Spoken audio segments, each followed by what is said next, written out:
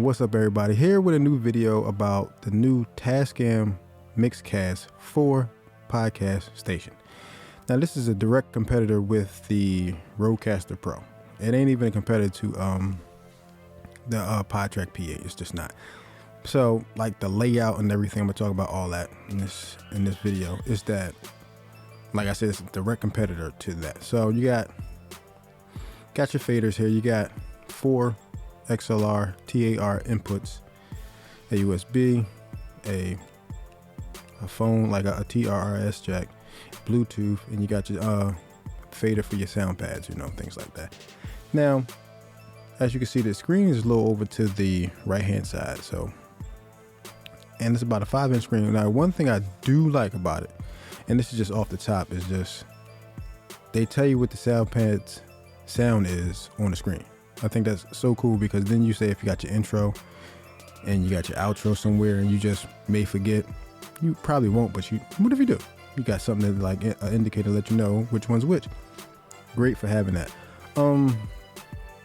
It has the volume knobs up here for the headphones or the monitors, and everything's color coded, and everything, like the buttons are soft touch. So like with the P8, the problem was with that, everything was clicky. Even when you hit the record button, the stop button, the play button, all them buttons had a click to it, so it would get into your mix when you was doing a podcast.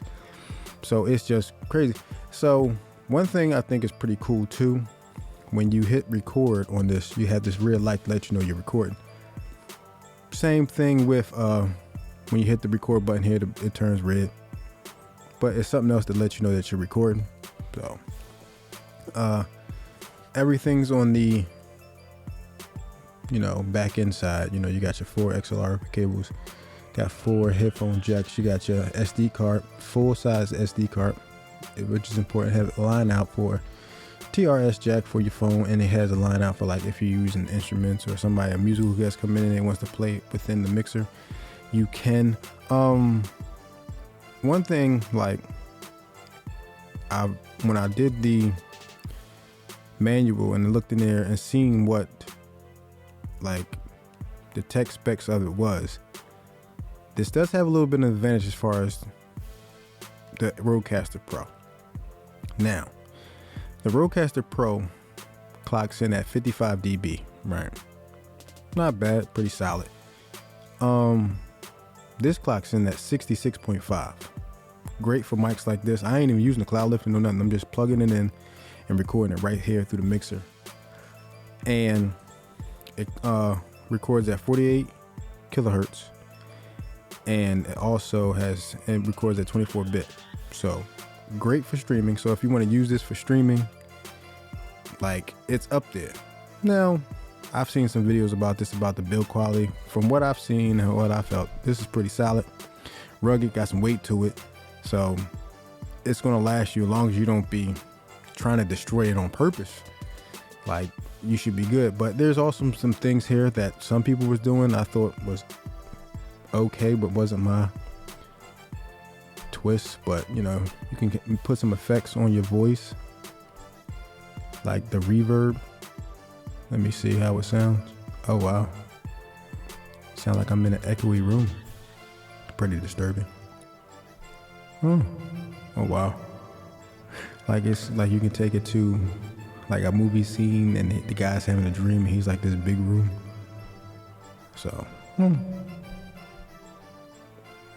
what else they got? Oh, you can also really go over there. We're gonna have to stop that. We're gonna have to turn this off. Okay. Now, it was something else I saw too. Okay. Stranger. This is funny.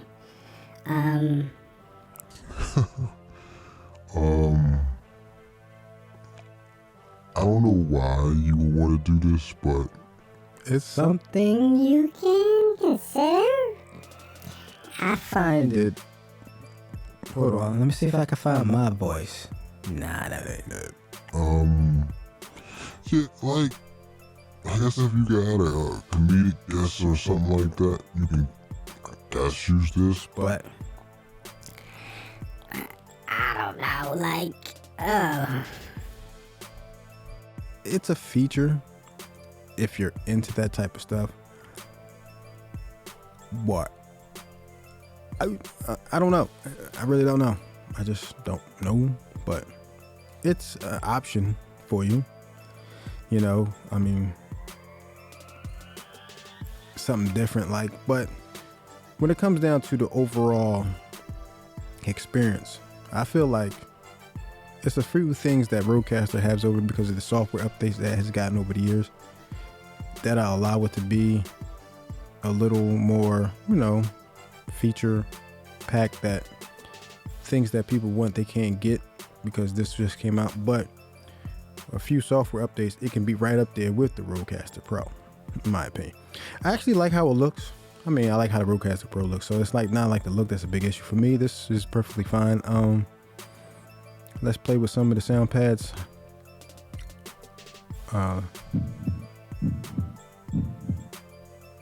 Heartbeat.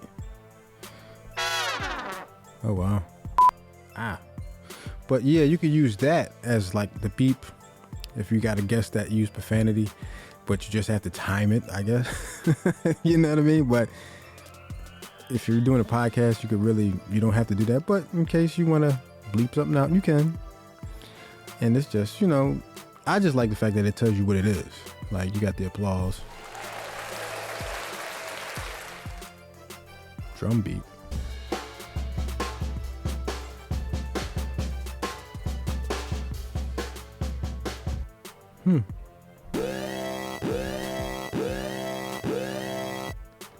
See, I just like the fact that you can tell you what it is. It's just like any other podcast machine with pads on them where you can kind of put the sounds that you want on them. You got so many. If you do a different podcast, you can have up to, if I'm not mistaken, up to 64 different sounds here. So like I'm only podcasting by myself, so like if I want to put my own personal sounds in there, it probably ain't gonna be that many because it's just me. Like if I had people coming here maybe paying me a price to use my equipment for a certain amount of hours or something like that, and they want to put their own sounds on there, yeah, they can. And this allows me to do that. And yeah, it gives you options. And one of the things I think is cool is that the headphone jack in the front. Now, it's for phone calls, so if you got a TSR jack, like a headphones with a little mouthpiece here, and you can have a conversation with somebody, you can use this as the way you could talk through instead of having that like a line through it, stuff like that. I think that's cool, and I can still use it as monitors as far as monitoring the sound and audio that's coming from the devices. So that's one of the things I like about it. Rodecaster Pro has the same thing. It has the host jack right up front. It has 4 quarter-inch jacks in the back, and like this is helpful because one of my gripes with the PodTrack P8 is that everything's up here and it's dangling all in front of your stuff, and if you got to move it, and then that's annoying after a while.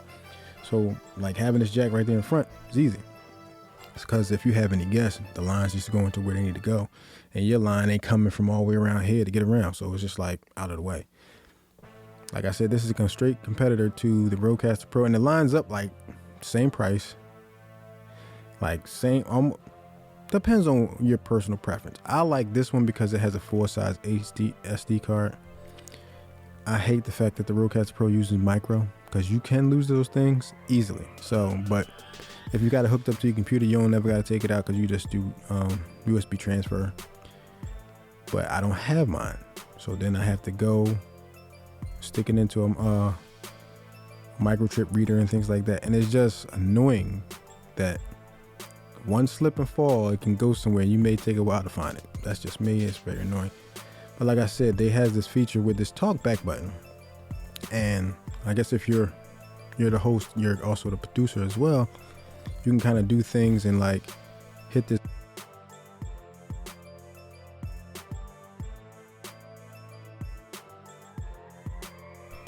And then like you can kind of keep the conversation going, and then keep going from there and have a conversation on the sidebar when you press that button and move on to the next segment or whatever you're doing. You can kind of just like monitor like that. It can be a little tricky because if you don't mute that person's microphone before you do that, you might have an issue. So, but it's one of those type things where you just play with and just see what works and see what doesn't. But overall, this is a great podcast machine in my opinion. I like the look of it. Like I said, you can use it for live streams. It's up there. It's just a few software updates can keep it on par with the Rodecaster Pro. And like I said, it does have a little bit of advantage because it has 66.5 dB of gain right out the box. So you don't really need no cloud lifter with the Shores. That's always been a thing with me. Like, I just like less things around. With the Rodecaster, you have to use a cloud lifter to boost the signal because it's only 55 dB of gain, and you know a cloud lifter will give you 25 extra, so you're up there about 80 dBs, and that's, you know what I mean, you can run these with no problem. With that setup, you do that, but with this, it's plug and play. Same thing with the PodTrack P8 and the P4. Just plug these bad boys in, start talking, record a podcast, and that's that. Well, that's pretty much it for this little impressions video of the Tascam Mixcast 4 PodTrack station. Mouthful. I like it. I will be using it for a couple of podcasts, see how it turns out. And you know, I like the fact that the Bluetooth is built in. One of my gripes with the P8 is the fact that you gotta buy an adapter. But the actual price, I guess, makes sense now. Like the PodTrack P8, when I got it, it was $549. The adapter is $50. So I guess a Bluetooth adapter costs $50 or built-in $50, so it would be the same price. And there you have it. Thank you guys for checking this video out. Hit that like, hit that subscribe button. Stay tuned for more, and I thank you guys for watching this video, and I will see you guys in my next video. Peace.